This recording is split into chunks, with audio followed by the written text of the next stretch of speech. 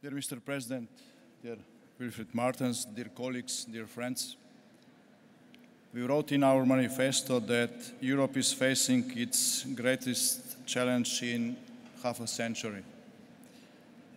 Yet at the same time, the European Union has been awarded the Nobel Peace Prize for its historical achievements. There is a deep logic in this coincidence. Regarding the economic crisis, unemployment, and the rise of populist and extremist movements across the continent.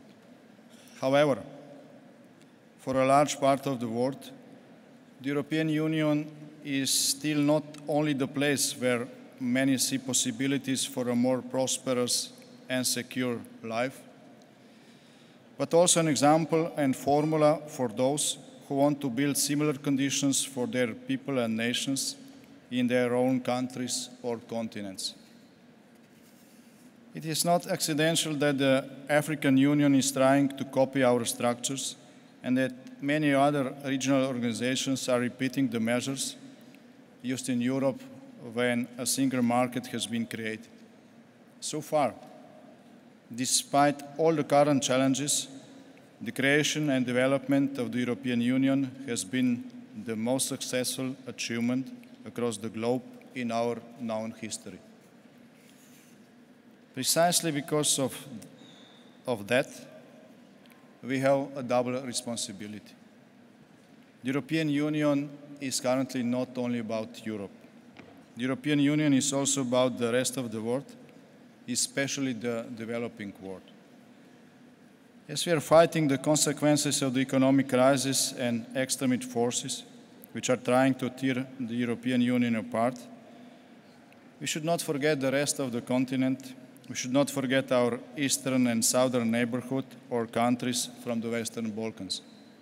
We should not forget the rest of the world and its problems.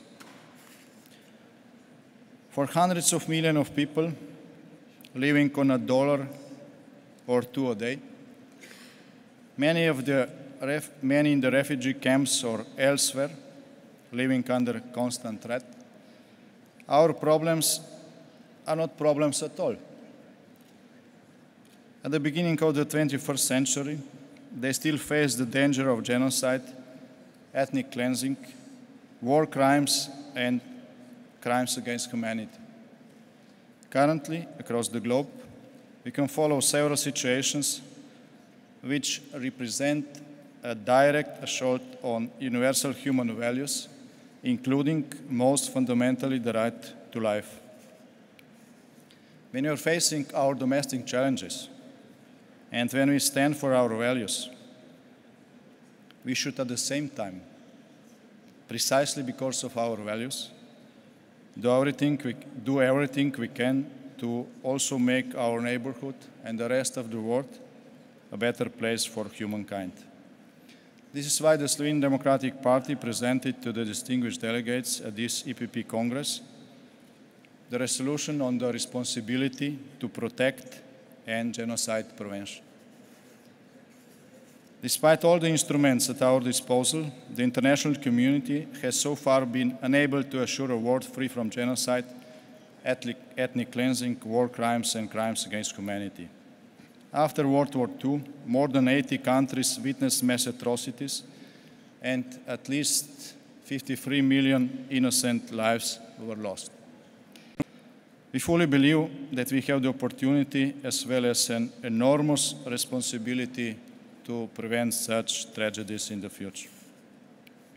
We need a fast-track and concrete legal resolution of the United Nations to stop acts of genocide taking place across the world.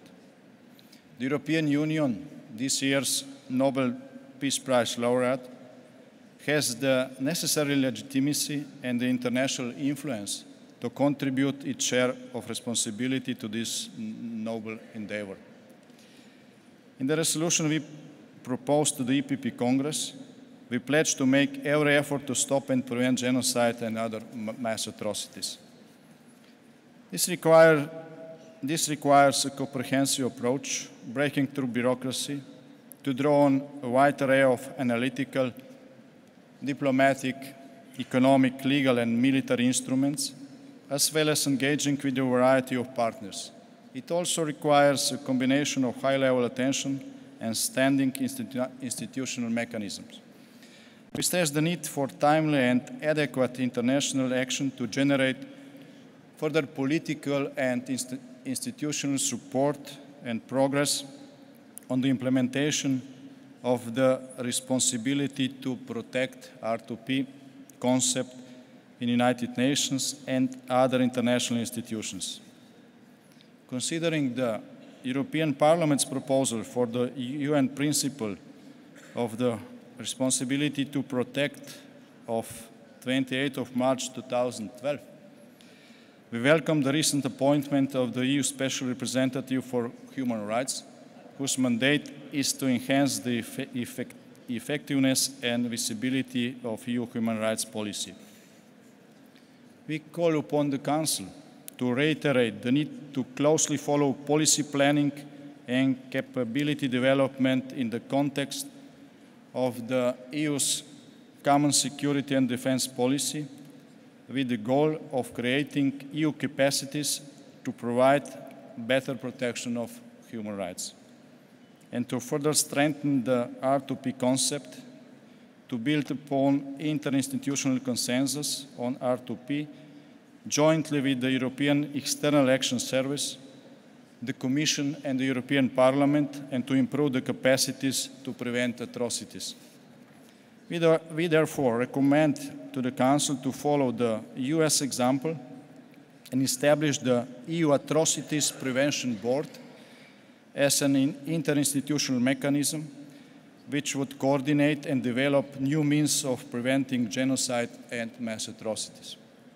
We recommend to the Council to appoint the EU focal point for R2P, and to the governments of the EU member states to appoint their respective national focal points in order to establish an effective network of information sharing and dialogue and proposals on conflict and atrocities prevention.